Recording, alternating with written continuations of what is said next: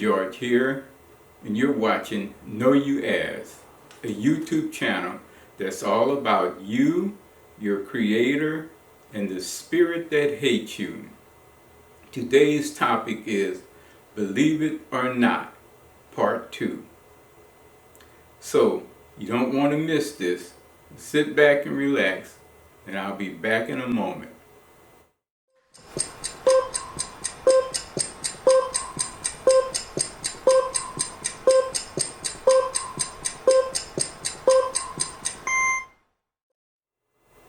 Thank you for waiting to hear what I have to say about Believe It or Not. When I first became a Christian, the churches that I used to go to, they used to have what was known as testimonial services, based on the book of Revelation chapter 12 verse 11, where it says, they overcame him by the blood of the Lamb and the word of their testimony. You may be asking, who is he that they overcame? Well, he is the person that I talk about when I start this video up, when I say, this is a YouTube channel about you, your creator, and the spirit that hates you. The he is that spirit that hates you. In those small testimonies, people would stand up and they would just give praise to God, talk about the things that God did for them, how they were blessed, and how they overcame some type of problem. So today, I'm just going to share a few things. Years ago, I was in an accident, and because of that, I was not able to work for a while. So I lost the place that I was living in, and I became homeless for a couple of days. Fortunately, I had an uncle that offered to let me stay with him until I got back on my feet. So I did stay with him, and I was able to start back to work. My first job was placing coffee machines into businesses.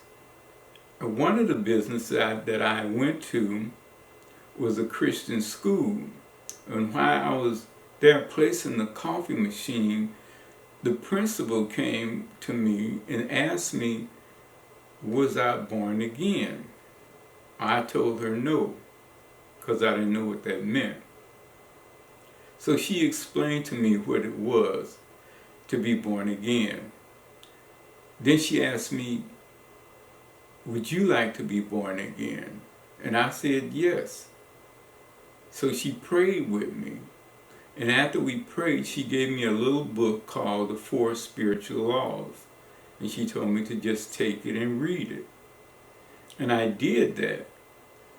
And I realized at that point, what I did with her, I became born again. And from that point, my life has changed. A few months later, I was able to get a better job. And with that, I was able to save up some money. So I told my uncle that I was going to move out and get a place to rent. But the first place I found was a motel. And I stayed there, and I saved up some money, and I decided that I was going to find an apartment or a house to rent. Now, here's where the believe it or not comes in. I found this place that I could have rented, this is back in the 70s, for $130 a month. And the person that was going to rent the place to me asked me, was I a veteran? And I said yes. And he said, you know, I can help you buy this house, and your note will only be $90 a month. Remember, this is back in the 70s. And I said, do what you have to do to make this possible. And he did what he had to do, and he made it possible. Believe that. Believe it or not.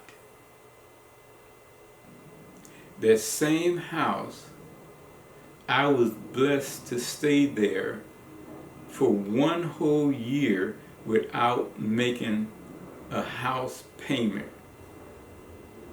Now you say, how could that be? I'm going to tell you. And you can believe it or not. I was working that job that I had been blessed with. I got fired. And I had just started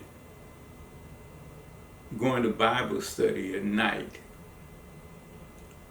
And I was looking for jobs. And I was looking for jobs, but I was not able to find jobs. And it took me a couple of months that I was not able to find a job. And I got a letter from my mortgage company saying that they were going to file a default letter, but they wanted me to come into the office. So I went into the office. Believe this or not, they told me that we're not going to foreclose on you. We are going to give you 1 year to come up with the payment, the back payments. But if you don't, then we're going to put you out. Now listen to this. I was in that house for 1 year. I didn't make a payment. I didn't have a job. But at the end of that 1 year, I had every penny I needed to keep that house. Believe it or not. Here's another believe it or not that happened to me. On one of the jobs that I was working on, I was assigned to grinding, they call it flux. A welder would go and do a welding job, and I would come behind them with a grinder, a hand grinder, which actually was a skill saw with a blade that grinds. And I was doing this one day, and all of a sudden, the hand grinder jumped up and caught my shirt. And it was moving, it was turning. It was doing what it's supposed to do. And I was holding it, looking down at it turning and winding my shirt. And I just froze. I didn't know what to do. You know, I had my thumb on the button. I could have pressed it, but my mind wasn't focusing on that. My mind was focusing on it grinding into my chest cavity, or the handle part hit me on the side of the face, turning and not stopping. But I was blessed.